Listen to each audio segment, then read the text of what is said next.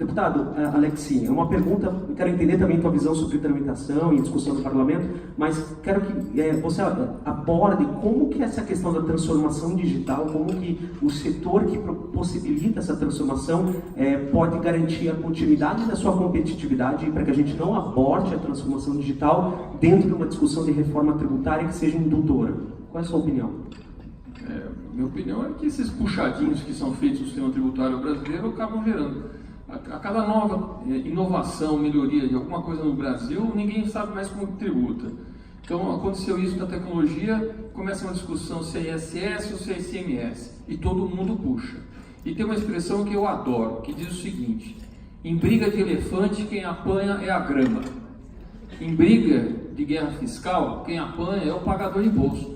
Então fica os entes puxando um para cada lado e aí fica nós. E não é exclusividade do setor de tecnologia, de jeito nenhum. Isso acontece absolutamente com todos os setores. No meu setor é exatamente a mesma coisa. Eu vou lá, presto um serviço em um determinado setor. Eu trabalho na indústria química de construção civil. E aí a pergunta é, eu vou fazer um piso, é serviço ou é produto? Fica essa discussão.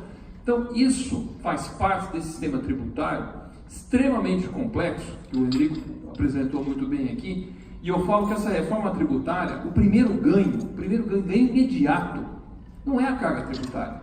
Mesmo porque se a gente começar com a discussão da carga tributária, não sai.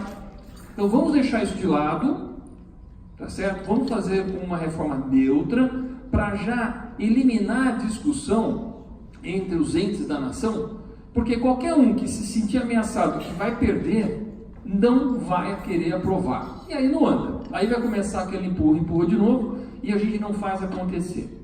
Então a primeira questão é neutralidade, porque nós temos que resolver uma coisa muito pior do que a carga tributária. Nós temos que resolver a insanidade, que é a apuração, que é a legitimidade, se eu estou fazendo corretamente ou não a apuração, a estrutura que as empresas têm que ter, a insegurança jurídica que tem que ser eliminada com 10 páginas, apenas clareza, transparência, segurança, em que eu não vou discutir mais isso. E no segundo momento, que é também extremamente importante, dependendo do setor é mais grave ainda, é o fluxo de caixa. Quando que eu pago o tributo? No Brasil, em muitas atividades, você vai pagar o tributo muito antes do fato gerador. Essas questões de diferencial de alíquota, substituição tributária, lucro presumido. Nós temos 4 regimes tributários no Brasil. O Brasil é criativo nisso. Daqui a pouco criar mais um aí. Mas nós não vamos fazer isso. Nós temos que diminuir isso ao ponto de ter 2 sistemas, um talvez para proteger. Proteger eu não diria, é assim, é que é compatível e coerente com uma micro e pequena empresa, e um outro que deixa as pessoas poderem crescer naturalmente, sem ter que ficar nas limitações de um simples, que quando você está na beirada daquele regime, você está torcendo para não vender, não faturar ou querer abrir um outro CNPJ, porque você vai ser desenquadrado. O sistema tributário não pode ser um inibidor do crescimento ou da criatividade de um país. Ele tem que ser ao contrário, ele tem que mostrar um caminho fluido que as pessoas podem andar. Grandes vantagens do projeto do IBS, aqui do CECIF, é que, por exemplo, na questão do fluxo de caixa que nós estamos falando, você tem a opção de fazer a retenção do imposto em nota.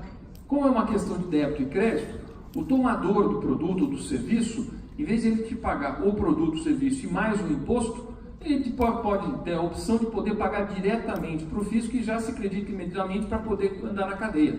Veja, quem é a pessoa que está vendendo, ela fica com a vantagem de que não é ela que vai mais pagar o tributo. Ela não precisa ter capital de giro para pagar tributo. Uma vantagem muito grande. E o pagamento do tributo é praticamente débito crédito imediatamente. Fantástico essa saída que tem nesse projeto do IBS. Também gosto muito que ele tem uma proposta de transição que dá aquela segurança que nós estamos falando, que é importantíssimo para os estados. Nenhum ente, prefeituras e estado, vão concordar com alguma reforma que ponha em risco o faturamento. A carga tributária brasileira é do tamanho do estado e mais ou menos 130 bilhões por ano de déficit que nós calculamos. É essa a carga. Vai querer diminuir isso agora? Não tem. Vai fechar como? Não tem dinheiro. Então essa discussão não tem que ser feita.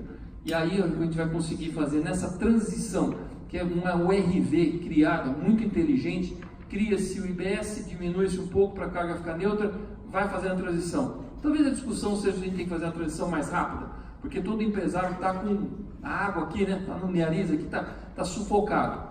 Mas se a gente fizer essa transição, e como a proposta do IBS é ser extremamente simples, você simplesmente pega lá o arquivo XML da nota fiscal, entra, XML de saída, ele já calcula, fala, é isso que você deve ou tem de crédito, você não vai ter nem estrutura para ficar pesada para poder ficar aprovando. É o melhor dos mundos. Nós temos que acreditar nessa mudança, e eu como empresário, e o Luiz Lima aqui como empresário, tem uma frase que diz o seguinte: não sabendo que era impossível, a gente foi lá e fez. E não sabendo que é impossível fazer a reforma tributária, nós vamos fazer essa reforma tributária para poder tirar as amarras dos pés dos brasileiros e deixar os empresários trabalhar em paz e gerar muito emprego.